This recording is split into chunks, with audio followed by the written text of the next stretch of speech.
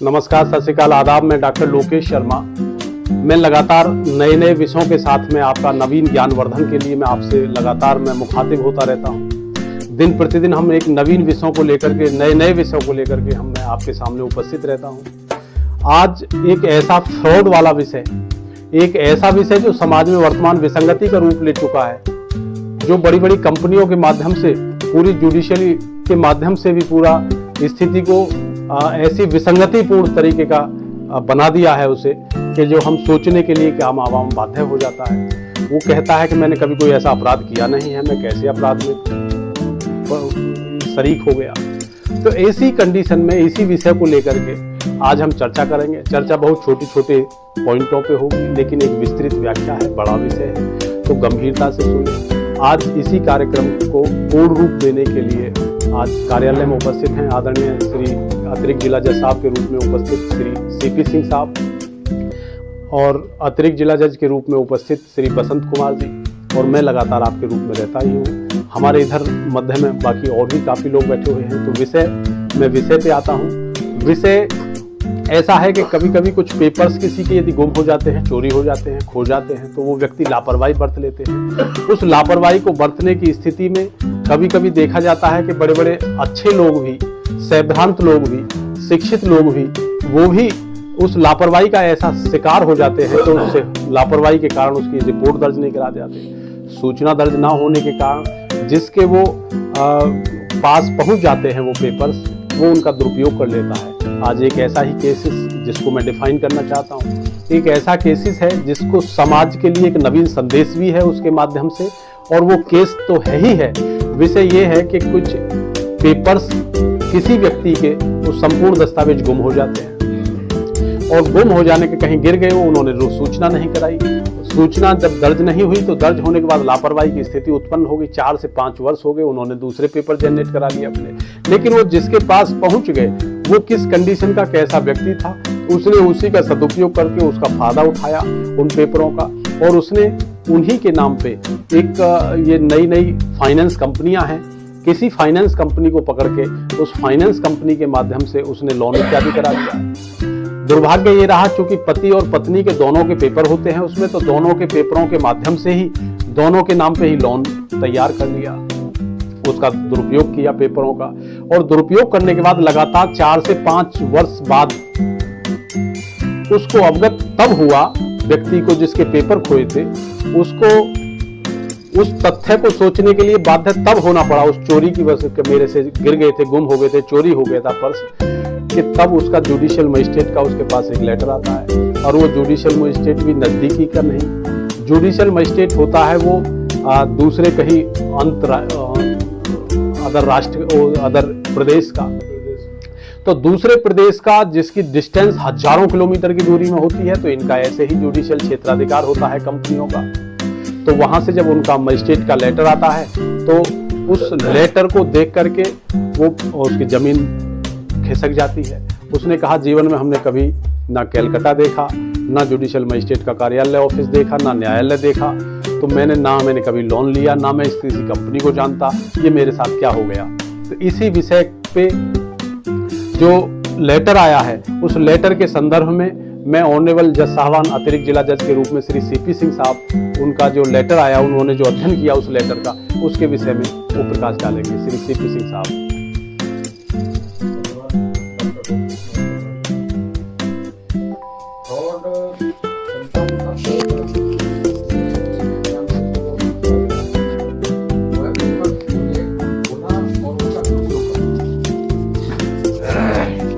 तो कभी कभी पेपर खो जाते हैं और अनभिज्ञता में उसका दूसरा पक्ष दुरुपयोग कर लेता है।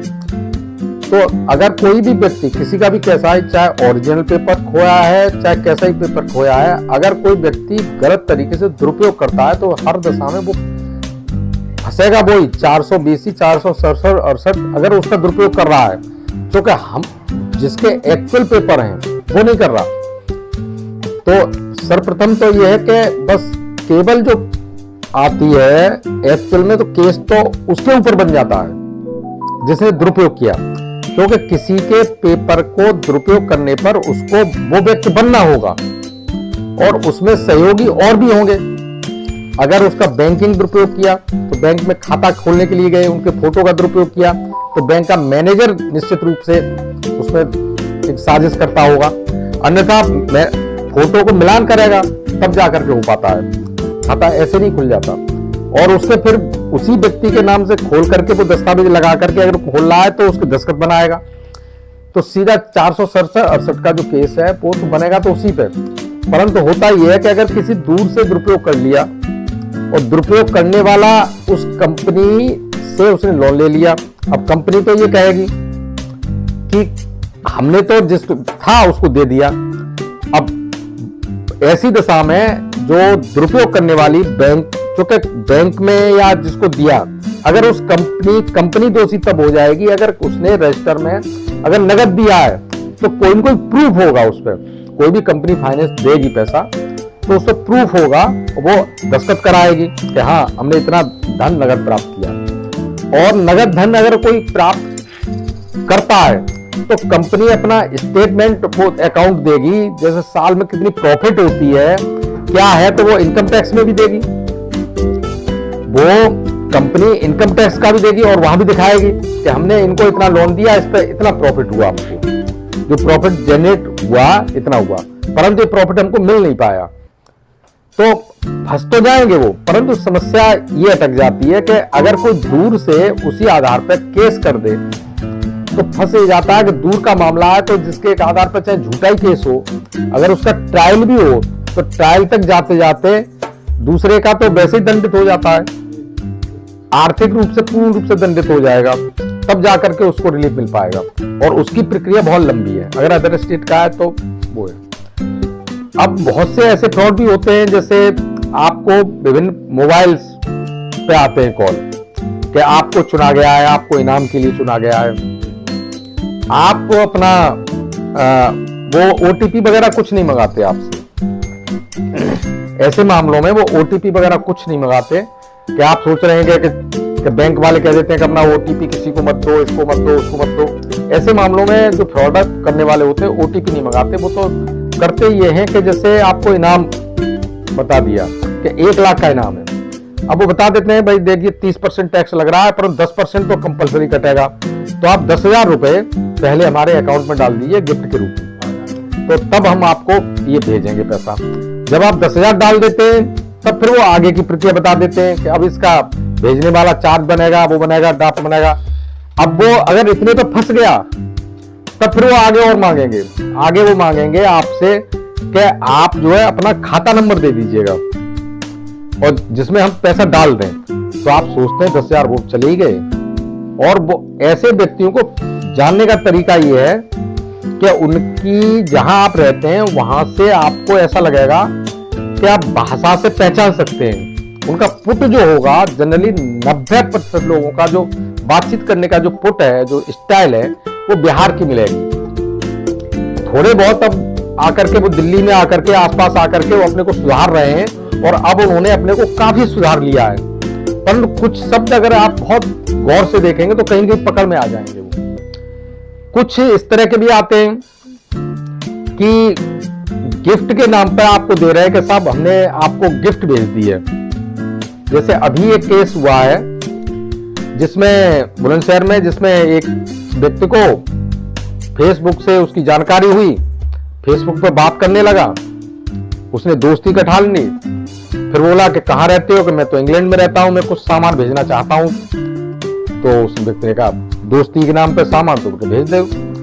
तो दोस्ती के नाम पर जब उसने सामान भेजा तो सामान तो भेजा नहीं, क्योंकि वो वहां का न तो वो इंग्लैंड में रह रहा है न इंग्लैंड में है, वो प्रयोग यही कर रहा है इंग्लैंड वाले से कनेक्ट करके किसी तरह से बैंक। तो उसने क्या काम किया कि फिर उसने एक वीडियोग्राफी बनाई कि हमने सामान भेजा था, वो एक्साइज पे उतरते समय वहां पकड़ा गया और उसमें धोखे से वो चेन भी आ गई 10 लाख की, चेन भी रख दी। अब वो उस व्यक्ति ने फिर फोन किया फेसबुक फ्रेंड ने, फेसबुक फ्रेंड वाले ने जब फोन किया उस व्यक्ति को जिसके साथ फ्रॉड कर रहा था, विक्टिम था, उससे कहा कि भाई वहां पकड़ा गया सामान और देखिए ये वीडियो है। तो उसने एक फिक्टिशियस वीडियो उसको भेजा कि ये